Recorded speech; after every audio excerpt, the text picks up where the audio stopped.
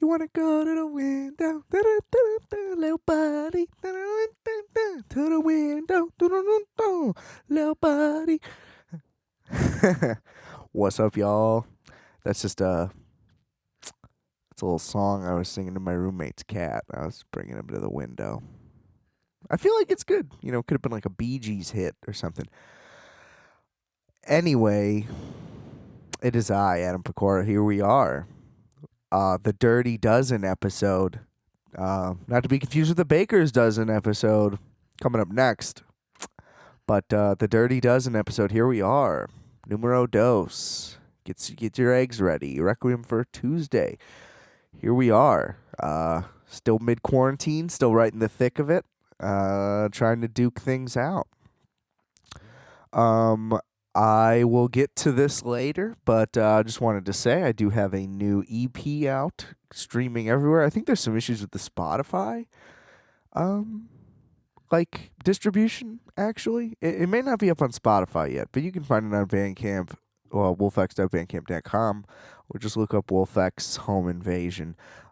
The title of it is Home Invasion, and you probably won't be able to find it based on my name because we're just dropping everything on streaming now. So I do have a few other releases from the back catalog that are dropping on streaming services. A couple of them are already out. We got The Fix and Circuit Loop, which is cool. The rest of it should be coming as the quarantine progresses, so everything should be uploaded everywhere soon. So check that out. I'm going to dive into that. I think I'm going to do a little musical story time today as nothing's really going on that we can really talk about. So, yeah, going to get a little introspective, but that'll be coming. I wanted to start with something that everybody's been talking about, and that, of course, is Tiger King, one of the premier documentary series that I've seen in a very long time. I mean, I tried to get into McMillions. It keeps boring me. Sorry. Like, I'm sure it gets really interesting and really crazy, but I don't know. It's like I look at my phone, I look up, there's just some old lady in a chair, and I'm like, I don't know. I don't know if I'm into this.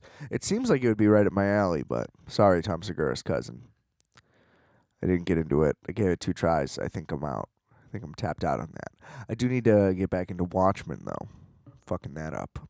I watched like 2 episodes. I was like, this is great. And then, I stopped paying attention, fucked myself over. Now, next thing, and then I fell asleep, and now it's on like episode 7, and I have to like figure out where I'm at because I was in a haze the last thing I remember. So, it's one of those nightmare scenarios. So, yeah, got to navigate through that. But I mean, it's like I think it's like the Jinx 1, Tiger King 2, like already. Can we say that? I mean, I'm probably forgetting something really major. Probably something that I've seen and loved also. Who knows? But as it stands right now in my head, like that's where we're going. I think the Jinx was unbelievable. If you haven't seen it, highly recommend it. On HBO. This guy was like a New York real estate son. He was basically Donald Trump, and instead of like being a dick in the business, he just murdered like a bunch of his wife, like because he couldn't handle being the Wall Street guy. So yeah, he's like Trump's brother, and instead of dying himself, he killed other people, and then he just like kept killing people for like different reasons. And just kept getting away with it. It's crazy. Awesome. Hot mic. First hot mic moment I've ever seen. It was awesome. Yeah, so watch that. But Tiger King, I mean, I'm not going to spend too much time on it. Watched it in one sitting, of course. Like right when it dropped, pretty much, I think. Not really sure. We didn't know what we were getting into. I thought it was like a movie, or each episode was about another crazy animal person, and then it just kind of stayed on, and we're like, oh, I guess there's more. And before you know it, it's like I can't even wrap my head around like what's going on. I'm losing track of everything, and yeah, it's crazy. It's absolutely batshit insane. I don't really have anything to add that you haven't already heard, seen, or discussed. I would like to say I like the dude with no legs. the paragliding guy or whatever the fuck he did to do that. I mean, whatever. He was pretty chill. He seemed nice and cool and like pretty level-headed as possible. Like I guess in the midst of all that, the fact that in the middle of all that chaos, the dude with no legs who like lives in a trailer or wherever the fuck, like working on like cars that have been left for 30 years or whatever was happening. He's like restoring junkyards. I don't know what the fuck he was doing, but that guy seemed like a normal, chill guy. Like, it's insane. The fact that anyone in there exists is just a testament to how crazy Florida is. I cannot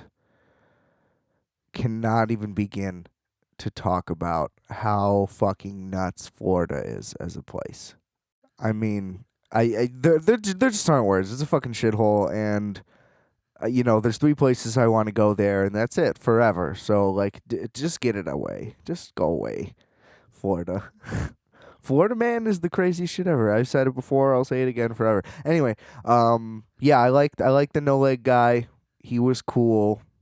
But I just remember at the end he's like, divorced my wife, never been happier, and he's just like eating a sandwich, and he's content. So I'm like, you know what? Good for him. He made it. He's got those legs, the cheetah legs. If I lost my legs and they tried to give me some like flesh looking legs, I'd be like, no, no, no, no, no. Give me the cheetah legs, okay? I don't care if I'm not an athlete. I want the cheetah legs. I want to go fast, okay? You know what I mean? I would walk everywhere. I'm sorry. There's nothing to get tired anymore. You know? Long distance walking, the whole issue is my feet. If I got these cheetah legs, I'm going to be springboarding all over town. I think that is 100% the move. Like, how could you not want to go for that? You know what I mean? And, yeah, and then the dude, Doc, who was like the cult guy, I totally believed every word of it, but then he was on Theo Vaughn's podcast, which is a crazy place to go to as a response thing. But it was awesome. It was weird because he seemed like a totally normal, chill guy, and everything he said kind of checks out, and it's like, should we trust all these crazy bumfuck people? Kind of seems like that guy's got his shit together now. So I don't know what to think about that. But yeah, I mean, I think that if you put some beats behind those country songs, we could have some real bangers on our hands, like, pretty soon. You know what I mean? I think that we were just a couple, we're just a couple remixes away from some real nice country entertainment. And I mean, if all of this works out and he gets out of prison, Country Thunder 2021, we're gonna need country music. Once all this blows over, we're gonna get united by drinking Coors Lights, listening to Luke Bryan, that hip hop country. That's the shit. That's that real, like, that's that trashy banger, like, nasty shit. You know what I mean? Like, you take Molly when you go to those concerts, like Florida Georgia Line, Luke Bryan shit, where they're literally just rhyming over like looped banger guitar country beats and talking about getting drunk and fucking. The difference is, like, the cars they talk about are mudders. They're for mudding and trucking and put my wood in the back. You know what I mean? Like, he's talking about pounding a chick on a flatbed, right? Like, those guys talk about fucking all the time. They're like, yeah, they're like, grab a cold beer, open it on her tits, And it's like, holy shit, this is provocative. And white people are just like, yeah, yeah, yeah. But turn that hip hop shit off. You know what I mean? Like, that's too vulgar, or whatever they say. And it's like, do you guys not understand that these guys are saying the same things just from the perspective of a redneck? So it's all the South versions. You know what I mean? Like, they don't talk about rims, they talk about big tires. Right? They don't talk about jewelry. It's like belt buckles, hats, and boots. But, like, they're talking about getting drunk and fucking, like, being terrible husbands and fathers. Like, they're like, I'm gonna fucking leave and I'm gonna do what I want because it's America. They talk about having guns like crazy, but, like, in a Second Amendment way, not a gangster way. But it's like that hip hop country thing. And I'm not talking even like pre Old Town Road. This has been a thing, and nobody really noticed, I guess. I think I've talked about this before, but it is just bad shit.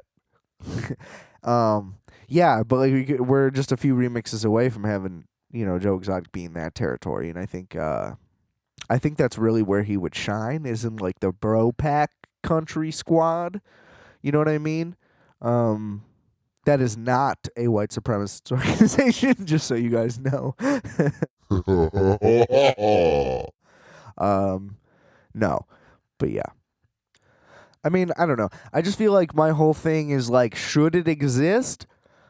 No, probably not.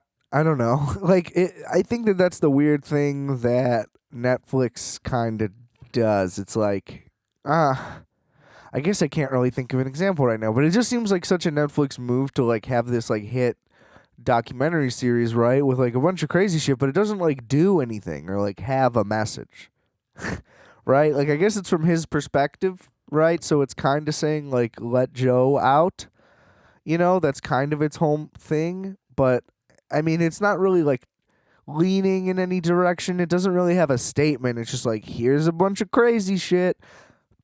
So like yeah, we're all eating it up, but I think that like from a documentary perspective, like it I guess it like just literally documents, but it doesn't have any type of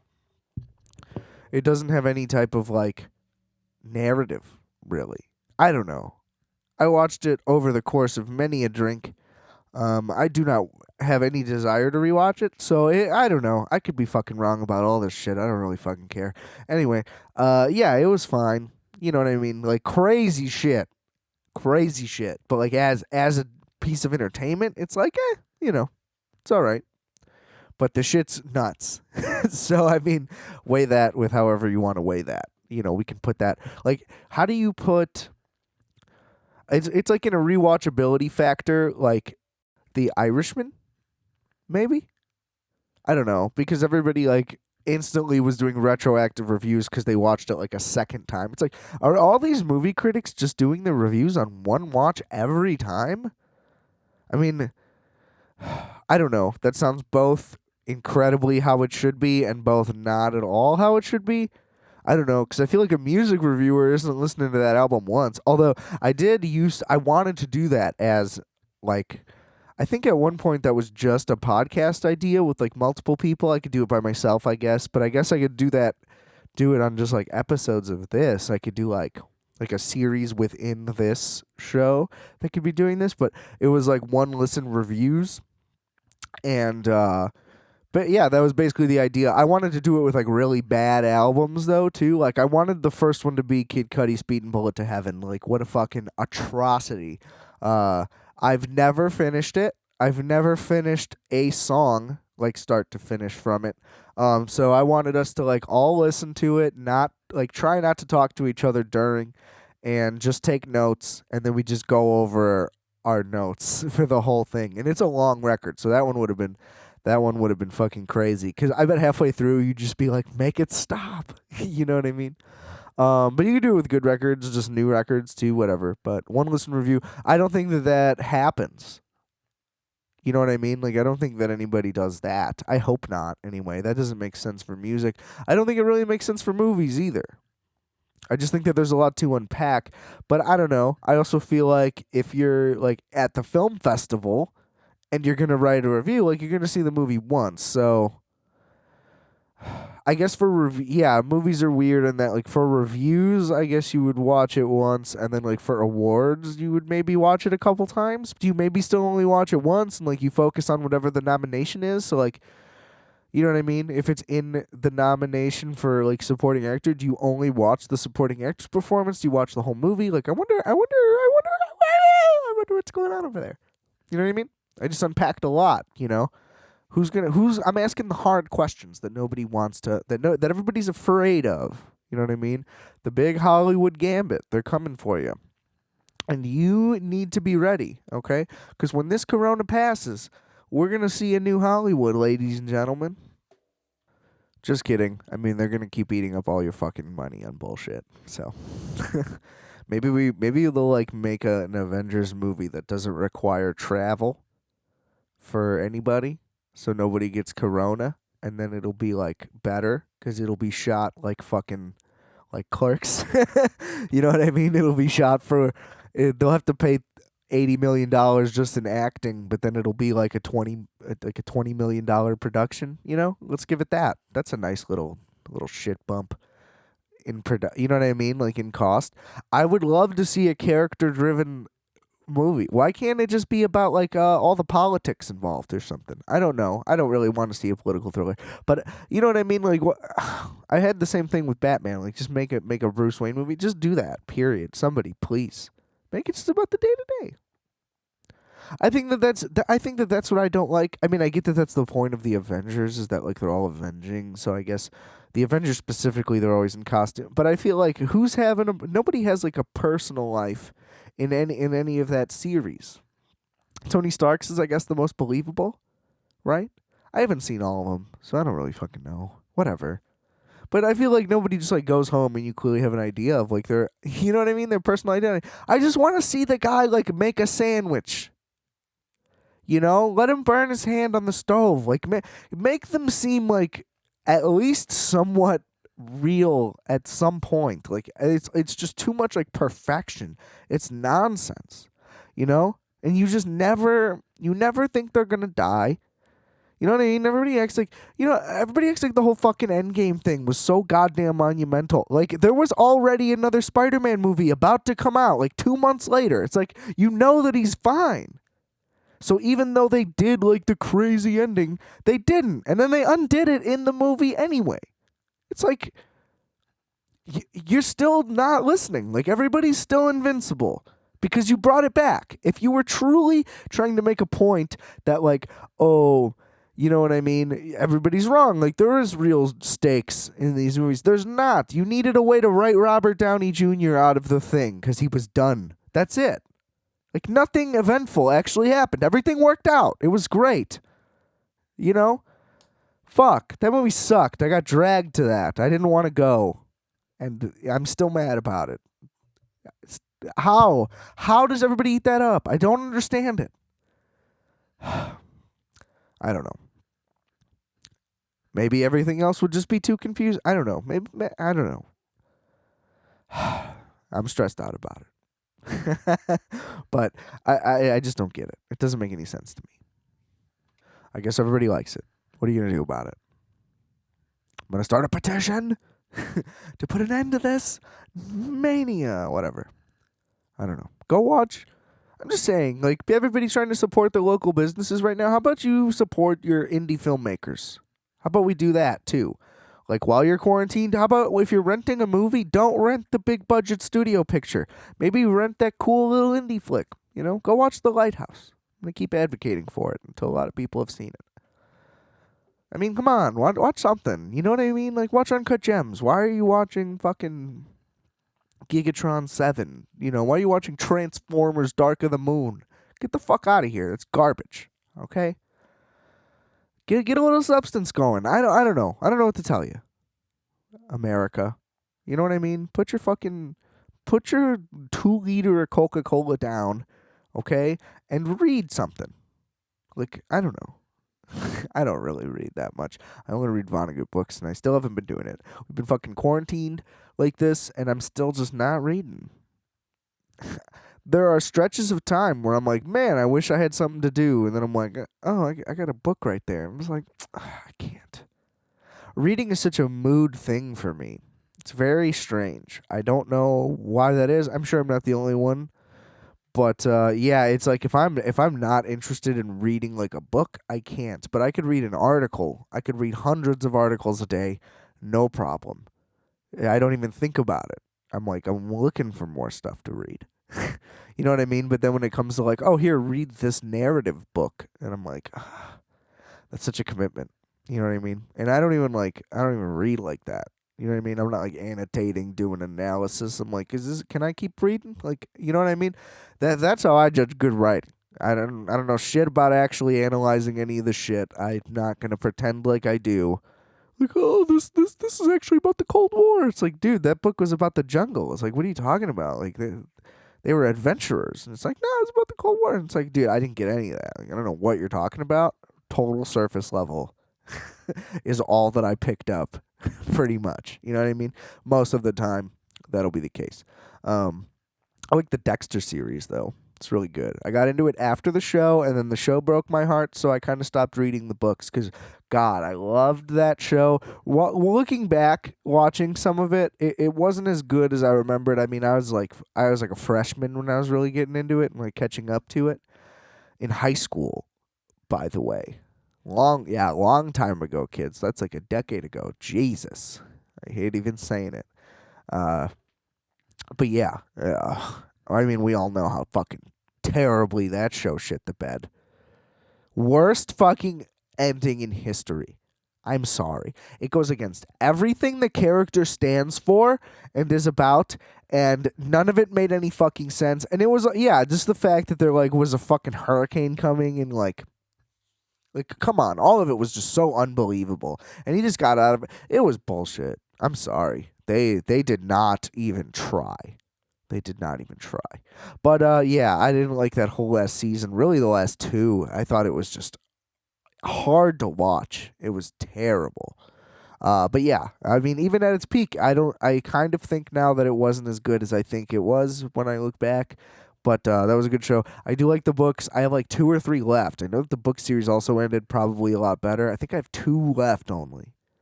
Yeah, I have to do like Final Cut and then like Dexter's Dead.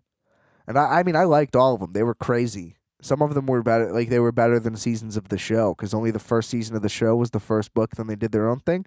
The show doing their own thing went well. I remember I didn't like the third season. I know that because the killer wasn't that cool. But they did this cool one in the book where like it was a dude who performs surgery on people, but he pumps them with chemicals so they can like stay awake and watch it happen. And he's like cutting all their limbs off, and like it was awesome. It was really really good.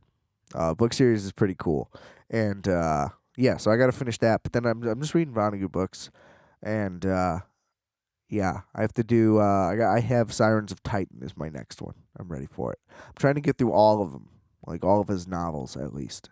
But got a long way to go for that. And if I would just fucking pick up a book, I'd you know what I mean? I could be breezing through it right now. Probably still won't after this. Let's just be honest here.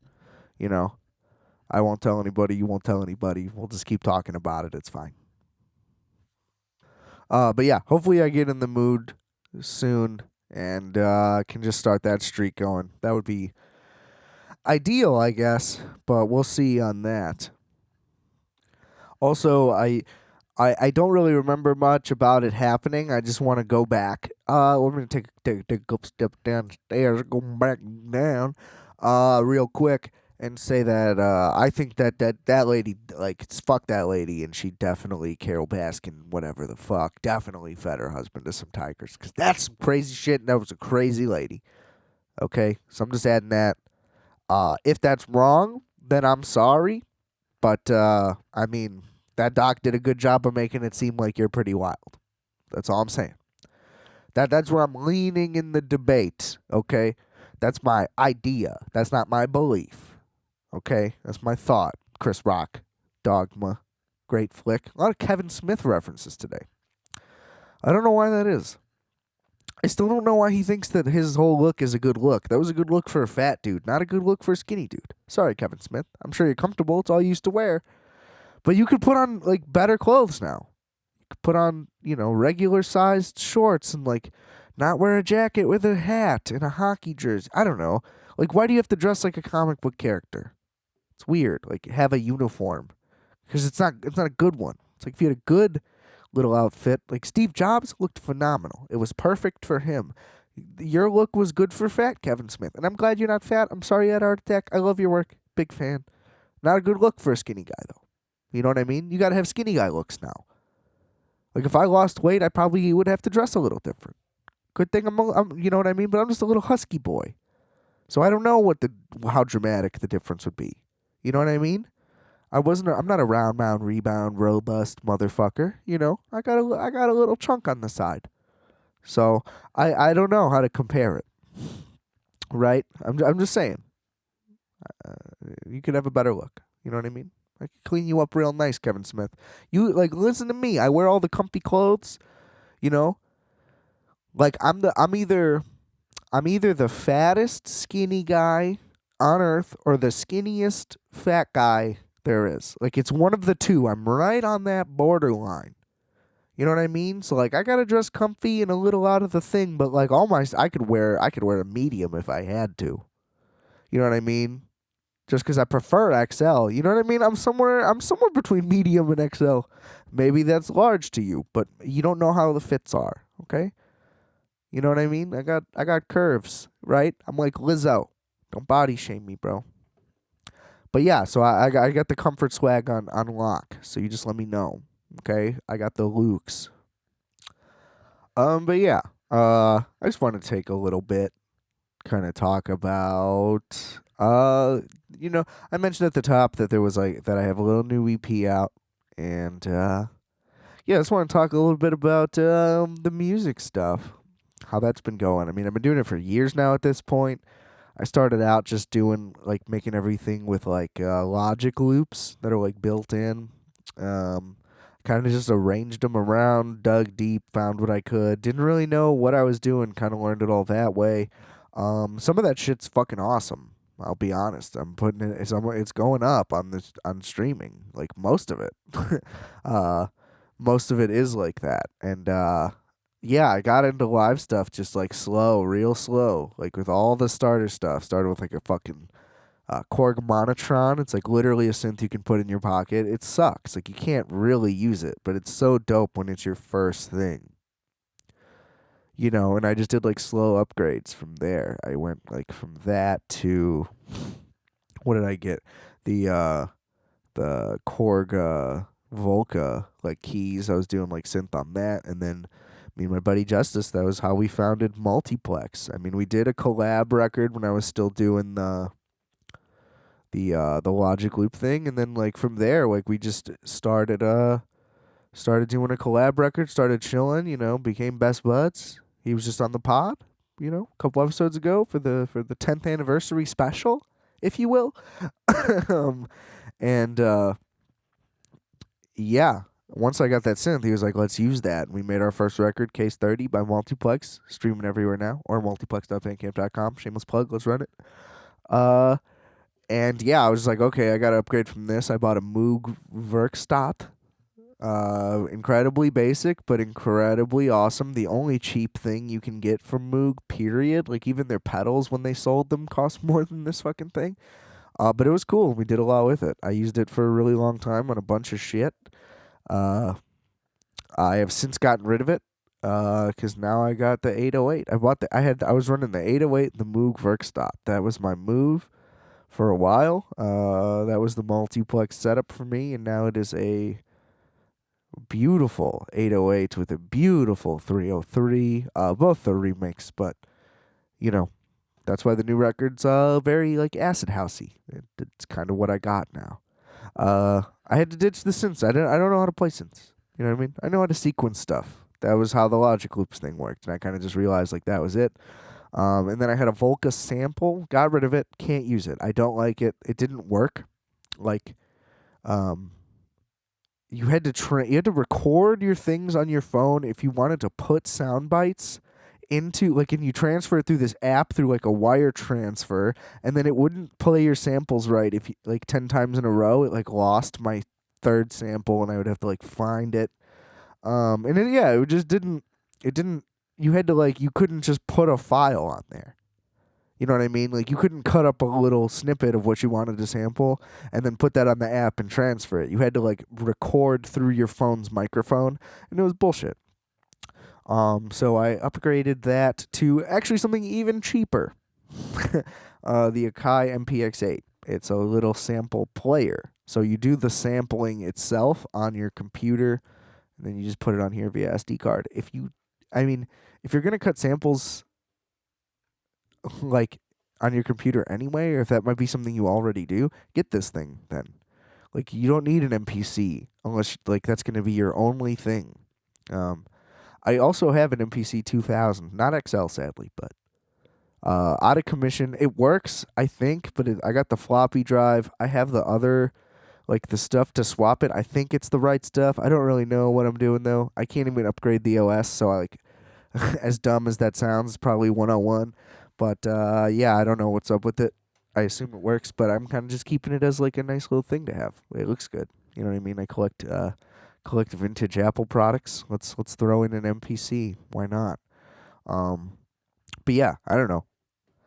I just kind of wanted to share a little bit of the journey, but that was kind of how it went down. And then yeah, just as multiplex kept going, I was like, okay, like let me step my shit up. Like, what could I do solo with this? Or like even just like we need to have better things. Like we can't just because originally it was just that little Volca synth and a guitar, and that was all we had. His guitar, and yeah, now we're here, upgraded a lot of shit for sure.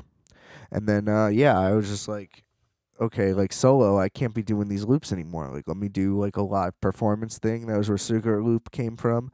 It was just the 808 and a fucking distortion pedal I have, a delay pedal I have, which are both awesome. These tiny little half pedals I got for like $30 a piece. They're fucking fantastic. It's like a Rowan Holy War distortion pedal. It's fucking sick. And then a like Donner, like radioactive. I don't know what it's called, delay, but it's like yellow and has the radioactive thing. They're both fucking great. Uh, I love them. But that was all I used on that one. It was kind of like, okay, like here's what I can do with the 808. Looking back on it, I mean, I should have spent a little more time on a bunch of the tracks, but 16 tracks for 16 bars and all 808 and effects, and it was cool. I mean, I just wanted to like do a record where I'm like a performer for once. And yeah, that's what led to this next one because now I have this 303 bass line, and I'm like, I gotta get this thing on fucking records. Because that was part of the thing. I never used the Volca sample like on anything because it just wasn't right. It was just like having another shittier drum sequencer. It didn't really do any of the things I thought that it would. And I used the new sampler on the new record already, like within not even knowing really how to use it. I got it like a couple days before I was recording it, honestly. And yeah, it worked out great. But the real reason why I want to bring this up is like, you might think like, why the 808? I don't know. How the timing of it was just perfect. It was kind of like how I thought everything was going with me lining up work, and then this fucking coronavirus thing happened. But basically, yeah, I mean, we were just jamming. We were playing a couple shows, and I'm like, I gotta have more than this. Like, we have to have more than this. And I saw that Roland was re-releasing this, like on my feed on something. And I was like, oh shit, they're remaking the 808. It's like, I don't know.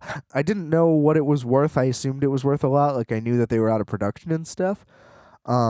So I was like, fuck it, I gotta jump on that. And it seemed like a lot of money, and it was. But it was like now it's like, what would I have done without this thing? I absolutely fucking love it. Like it is my favorite thing to play with, like ever. I wish I also had a 909 because I think it would go better with the 303 now. But I bought the 808 because like one, I didn't even know that the 909 like was prominent also in its own right. Because like I grew up on hip hop, like 808 was just a term that like you hear it from fucking hundreds of rappers. You know what I mean? Like you just know about this machine through that. And like I watched the documentary on it and stuff, and I was like, fuck yeah, dude, I'm definitely gonna buy this thing. And that kind of jump started the whole thing. And it's like, I don't know. I don't know. Like without like Kanye West doing it, probably I don't know if I would have gotten it. Like I don't know if it would have been that big of a deal. I think I mean he is my absolute number one fucking hero, like inspiration, just because he's from here, like he knows the thing, and he's just incredible. Like, I just get it. I think he's a genius. It clicked for me. You know what I mean? I'm not gonna get into that whole thing, but yeah, he's my absolute hero. And a huge inspiration. And I mean, I bought the fucking 808, and history is there. I mean, I'm not trying to be like that. You know what I mean? I'm trying to do my own thing with it. I sound fucking generic and lame as hell right now. So we're just gonna soldier on past that. But that's where that came from. So I was like, you know what? Fuck it. Like I gotta pull the trigger on this purchase, and no negatives. Definitely for other shit that I've had. I had like little gear pieces here and there that I'm like, fuck, I don't need this. And I flipped everything I got. Everything that I've had, I have these two, like, I have a Casio, like, children's synth that's like, fuck it, why not just have it? The box is cool. And then I have this weird Yamaha Portasound thing. I've never heard of it before. There's not that much info on it.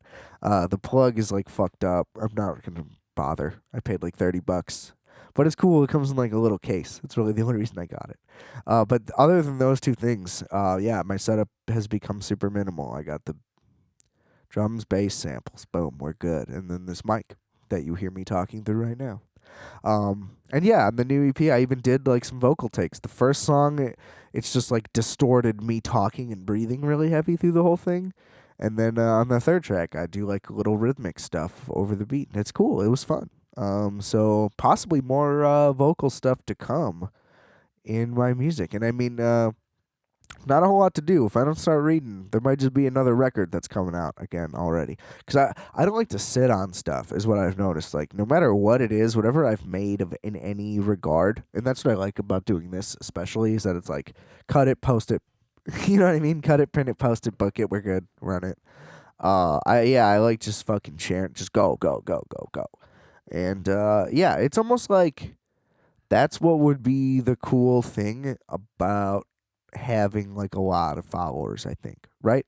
Like, because then you don't have to like do any marketing at all for yourself. You just be like, hey, just did a new thing. Everybody's like, oh my God, this guy's doing so much stuff. And it's like, oh, perfect. You know what I mean? I feel like that's where Rogan's at right now. And that's like what he's doing. He's like, I don't have to fucking talk about this or do anything. He's like, a new one's up. Don't even have to like post or share it. Like, you just have enough subscribers and shit that you can just do that. Like, that sounds like a dream to me. And I've always said that. It's like I don't like having like a financial security is one thing, and like having just income is dope. So that's always a goal. But like I don't have any aspirations to be rich or like necessarily, I guess, famous by default. But like the reason behind it would only be because I could just keep making shit, and I wouldn't have to like have a side gig. That's all that my real goal is. Just to have making shit be my job. That's the dream, and it's like whatever capacity that is what that is. But you want as many people behind your shit as possible, because then it just like makes that much more possible. If that makes sense. So it doesn't need to be on any like grand scale ever. You know what I mean? I think I'm always gonna want more. I'm always gonna want to fucking build is my goal. But I mean, yeah, I don't know. Like, that's the thing. My thing is like, I don't want people to listen to my music for any reason other than like, man, I just wish more people knew about it. I wish more people could hear it. Same thing with this podcast. It's not any sense of like, if I could just get this, then I'd get a check and I'd be good. It's like, while that's like true for everyone, no matter what, the real reason is like, if more people like just have the access and like give it a shot, I think that more people will just like it. You know what I mean? I think that there's an appeal there and a fan base out there somewhere, right? So that's always my mentality going into shit.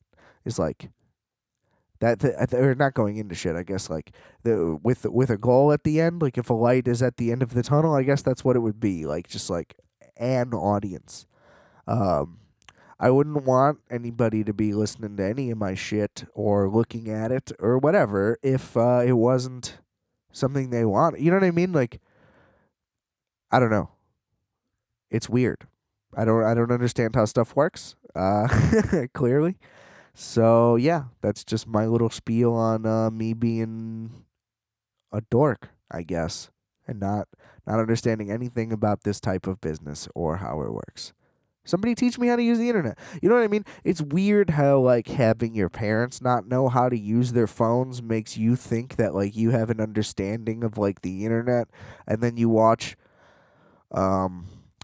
Super Size Me 2 on YouTube. It's free with ads. Check it out.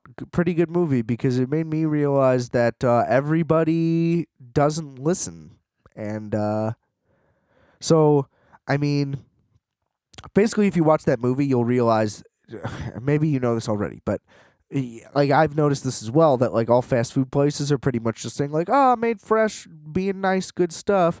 And like, I knew this from Whole Foods, that like there are words you can use to avoid like any USDA like regulation stuff. So like, nothing can say organic if it's not truly organic, but something can say that it's natural, and that just means nothing.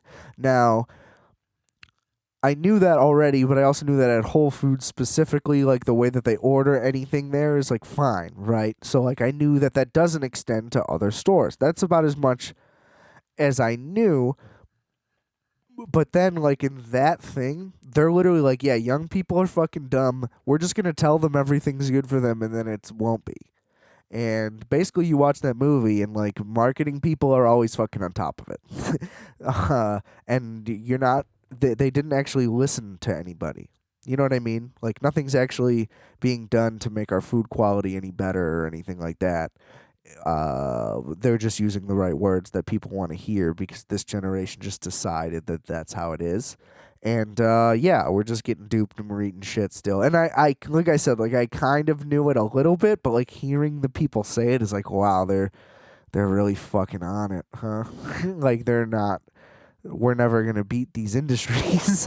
Was kind of a realization that I had there, and yeah, I don't know. Like he had his whole accusation thing, so I'm not trying to like support the guy whether he did. He admitted to it. So yeah, he's a shitty guy. That's fine. Is or was or whatever. That first movie was incredible, and this one was pretty good, and they made a lot of very valid points, and I liked how it worked out in the end. So that was cool, and it ended up being a pretty good thing. I think that it's worth watching. Like period. Like that one. We talked about how Tiger King doesn't have a message. That one does. It very clearly does. And it's pointed out there. And it's actually pretty great, honestly. It takes the whole movie to, like, become what it is. They, like, intentionally don't share a bunch of stuff. And it was honestly pretty well made. Yeah, I liked it. Wasn't as good as the first one because the first one was, one, super impactful, two, like, out of nowhere. It was crazy. And it was just a whole better concept, frankly. But yeah, it was still a good watch, and it's informative. Like, you need to learn, like, it's things that people should learn. So, like, I wouldn't say don't watch this because of that guy, because it teaches you things. You know what I mean? So check that out. But yeah, I guess the way that I realized that about, like, how marketing, like, fucking owns us is the same way that that's the realization that I need to have, that like just because I can help people that don't know anything with stuff doesn't mean that I know stuff well enough. You know what I mean? So yeah. But see, then I'm also like, I'm always under the belief that if anybody takes like some kind of seminar on some shit, it's like, you fucked up. You shouldn't be in a seminar like ever, right? It's like, what could a seminar teach me? I feel like nothing, right? So I'm not about to sign up for some little crash course on fucking industry or whatever the fuck you want to try to shove down my throat. I know I'm not going to read your book now, too. You know what I mean? Next thing you know, you're in the hole, $200. Get the fuck out of here with that, right? I don't know.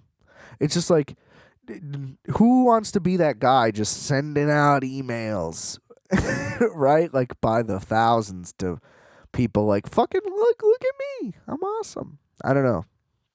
I don't know how that would work. But yeah.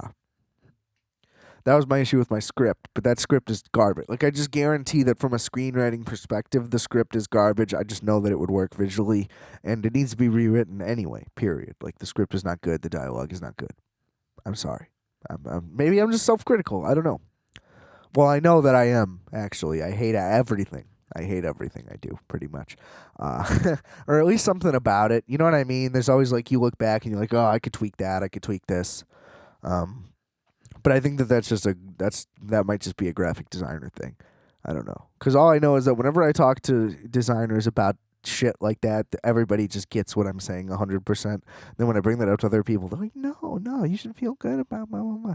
And I'm like, look, you guys, like, I'm not, I don't know if people think that, like, being realistic and self-critiquing and stuff is, like, playing for compliment, like, fishing for compliments or what, or if like everybody just thinks that like you're depressed because you do things like that. It's like, while that may be the case at any time, you shouldn't assume that because I'm like critiquing something. I don't know, like it's not negative, it's just observing, right? Like why am I not like, you know what I mean? And then you have to like be like, it's like now you're putting me down. Right? It's like I was the one just like saying a thing, and now you're telling me that like I shouldn't think that, and it's like, well, that doesn't really make any sense. If the whole thing was you don't want me to say it because it's negative, now you're the one being negative to me, and I wasn't being negative to begin with, so seems like we're at a standstill here, right? A Mexican standoff. That's not what that is. Kind of. It's a social Mexican standoff. A little bit. Whatever. It doesn't really matter. We're in the land of make-believe here on Rec for 2, right? But man, I really do feel like Tuesday today. I thought that this morning was Tuesday. I'm recording this on a Wednesday morning. I was gonna do it last night. Ended up getting drunk. That's really all I got. I don't have an excuse. I was like, fuck it.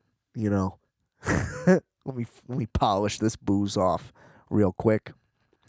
And yeah, so that's why. But now today's Wednesday. We can have the Requiem for the Tuesday that I didn't know wasn't today, right?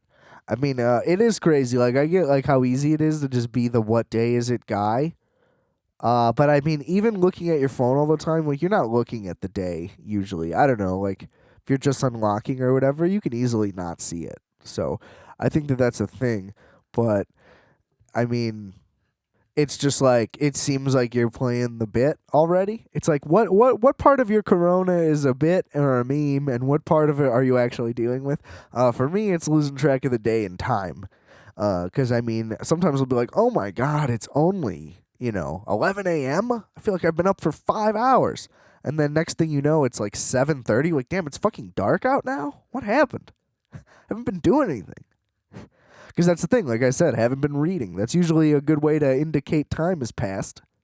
But, yeah. I almost wish, this would have been a better thing. And this isn't going to sound good. But, like, this is, like, one thing where, like, being in the past would have helped this case. Because as long as everybody got word to stay inside, everybody would have been good because there wasn't shit to do in your house anyway. Now I have all this shit to do. It's like, just thinking about which one I want to pick makes me not want to pick anything. Or like, what do I want to watch? It's like, I don't know. I've seen everything. Worst time ever to catch up on all your shows, by the way.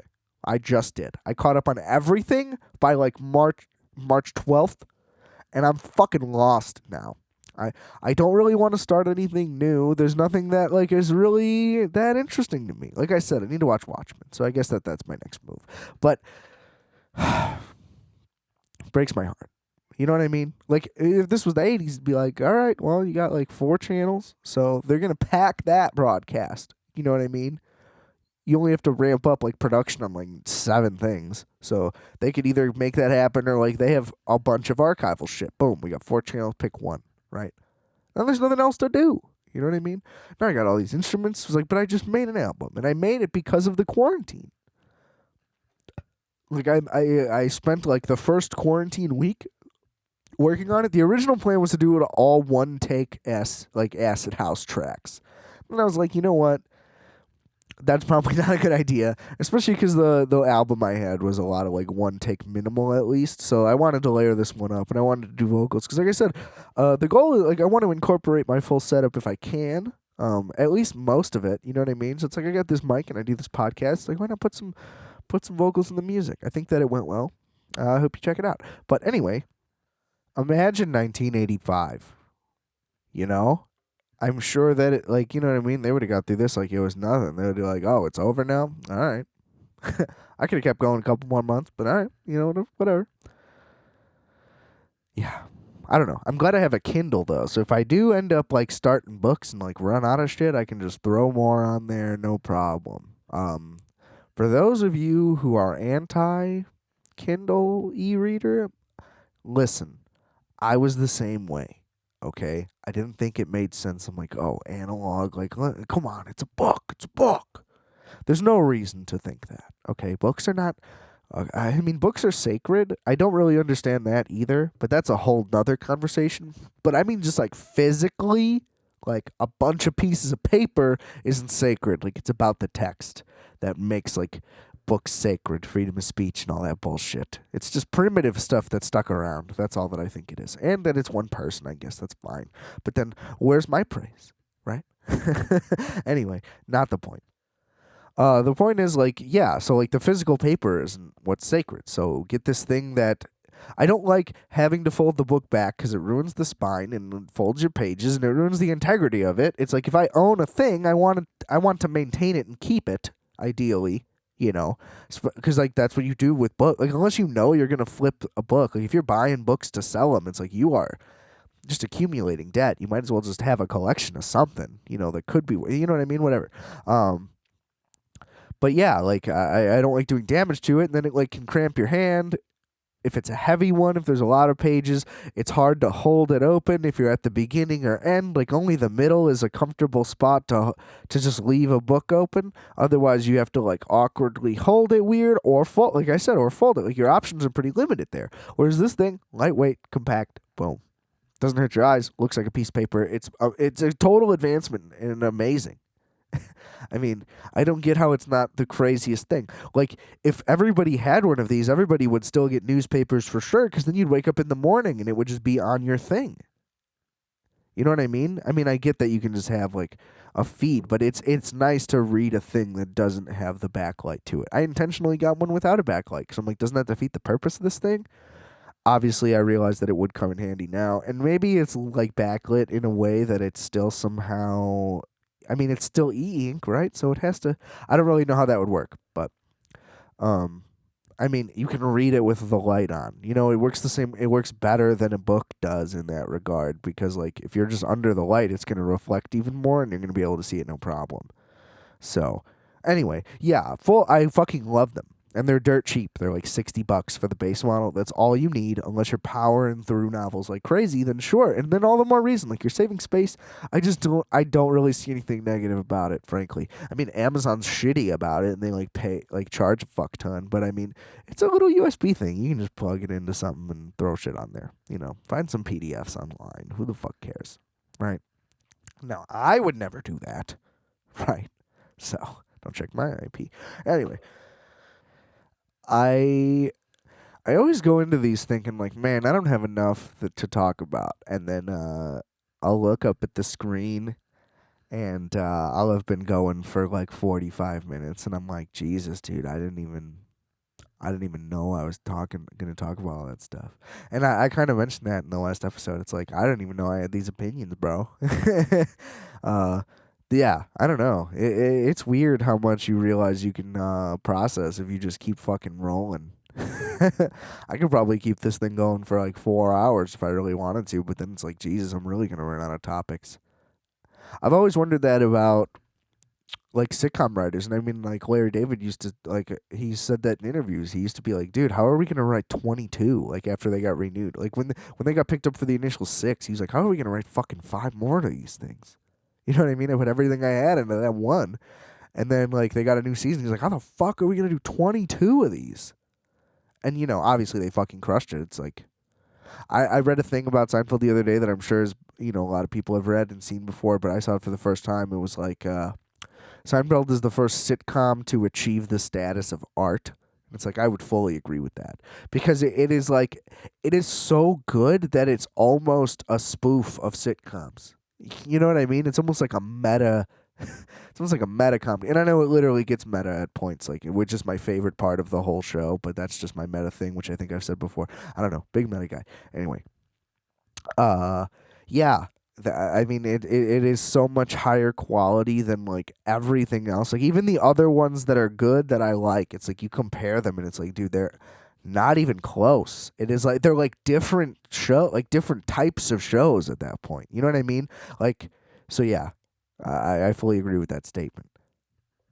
But yeah, I wouldn't. I probably would freak out the same way. I think. I mean, but I think that it would also happen. Is my point. Like, I think that. Maybe some people, especially creative people, don't realize how deep the reservoir is, and if you stop pushing, maybe you run out, maybe you end up doing the same shit, maybe you're not pushing any boundaries. Who knows? Maybe that's where that is. Maybe it comes from a lack of self-confidence, maybe it comes from a lack of trial. You know what I mean? Maybe some people find their comfort zone and they just want to sit in it. I'm a little of both, I think. I think sometimes you find what you're good at and you just like really steer down that lane. That's the nice middle ground, and that's where you need to be, right? So kind of like what I talked about, like with the instruments. Like I realized, like, oh, this one's not for me. I need to go this route. Like I need to be a rhythm guy. You know what I mean? My thing is drum and bass. Still getting this bass thing figured out. If anybody hears this and like has can like help me work through this 303 a little quicker. Because like I like to only go to tutorials when I absolutely am stuck and like can't. I like to try to figure out the device by myself. But there definitely is a lot that I could learn. I mean, even on the 808, I'm sure that there's a million things I can learn that I don't realize that this thing can do.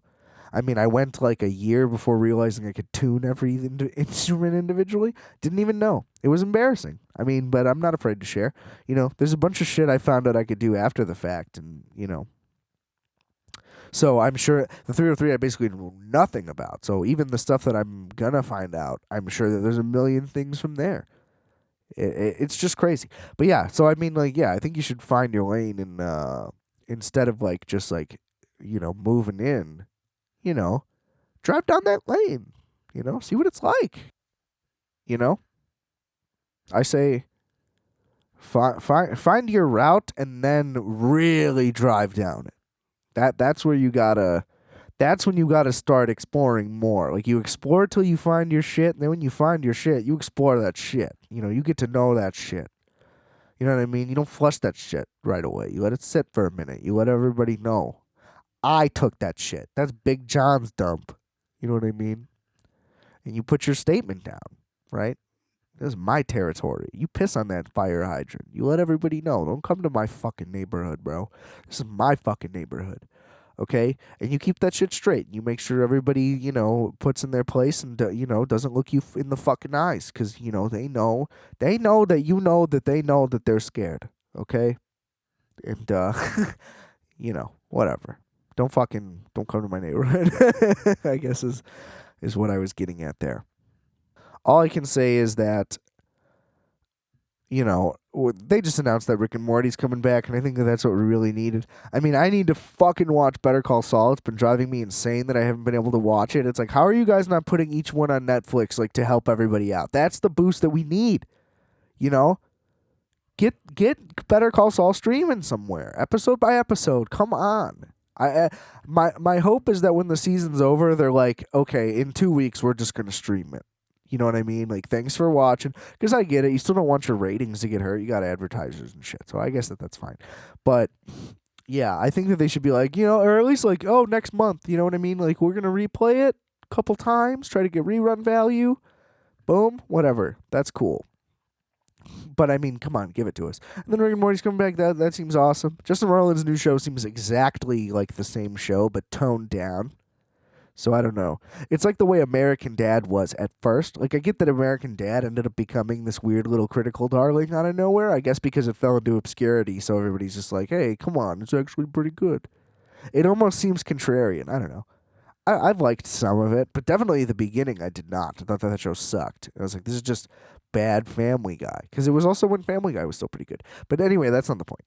I don't really know what the point was. Fuck. But no, like, yeah, Roiland's show seems like that. So maybe it'll end up being awesome. I'm sure it'll still be good. Like, he's fucking hilarious. I don't like that the voices are so similar though. But anyway, yeah. I mean, Rick and Morty's my shit. Everybody knows that. One day I'm gonna do the full road trip story when we drove to fucking Kentucky to go to Shoney's because we found out it was a real place. Unbelievable time. But yeah. I'll do a start to finish podcast one day. I wanna get some of the goons in studio. You know what I mean. You guys are hip. You know what I mean? I don't need to pander to any audience, right? I got my audience. This is my audience. You don't come near my audience. If you want to talk to my audience, you talk to me first. I don't know though. I like that everybody's like still kind of trying to do their little shows and stuff, and I like that like the late night shows now are actually about fucking actually interviewing people, and they're like they seem to be having real conversations now. That's cool. Let's continue that and let's make it more long form. How about you just fucking interview somebody for 30 minutes and then somebody else for 20 minutes and then your monologue's 10? How about that's the show? That's what I want to fucking watch. Don't call it an interview if it's fake, Like maybe that's the one bright spot of a change that we'll see. That I would really like. I don't know. Hopefully everybody gets on the same page. I will say that John Oliver definitely needs an audience, whether he says so or not. The lack of laughs it's weird because like I would never say this about a sitcom. Like some sitcoms definitely overdo it when they do it fake, but I guess like having real laughter there definitely makes the show a little bit. I don't know. The punchlines just hit better. Like comedy without laughter is weird though. A sitcom at least is like a story and good acting, so you can do one without an audience. There's plenty of done. Like Arrested Development is fucking unreal funny the whole time, and it would be terrible if it had laughs in it. You know what I mean? I think Seinfeld could have played without laughs. I think that the laughs add something to it. You know what I mean? But it doesn't like rely on it, and they don't seem fake. They seem real, and I know that they're edited. They're always going to be edited. You have to make it sound as good as possible. Like I get all that, but like you know what I mean? It's like the way the Big Bang Theory laughs were. That show would be funnier if it had no laugh track, because that laugh track like is such a turnoff to me. I think that show would be way funnier if they released the entire series with no laugh track. I bet you the critical evaluation and public thought of that show would probably go up. That's just my theory. That's my Big Bang Theory. So, write that down. April 1st, 2020, the Big Bang Theory was announced. Let's make this happen. Let's get some petitions together, you know, and let's see if that'll be a thing. But yeah, I don't know. Like, if imagine watching a stand-up set with no crowd there. That would be so fucking weird. So that's why I don't like that. Like, you can't really have monologues without an audience in comedy. I don't know. I'm sure it could be done. I mean, he did it, and the show was still great. It's always great, but just a thought. Just a thought. Just a little thought. Yeah, I'm getting weird. I don't know. I think I'm hungry. I'm gonna have to get out of here. But no, it is time to wrap up. Check out the record, Wolfx everywhere, wolfx.bandcamp.com if you can't find it. Check out Multiplex, also, same thing, multiplex.bandcamp.com. Yeah, that's it. I'm probably going to stick to just doing it weekly, because my thing is, like, if I do 2 of these a week, I don't know. I just think, like, in quarantine, unless I start coming up with, like, if I start, like, really writing out a couple shows, then I could probably do 2 a week. We'll see. We'll see. Production will at least be it'll be consistent. It may possibly ramp up, but it'll probably just be the same. But yeah, I'll try to get another one going. But yeah, that's the end of this one. Thanks for listening. Never forget, I are fat, you are fat, we are fat. Calculator.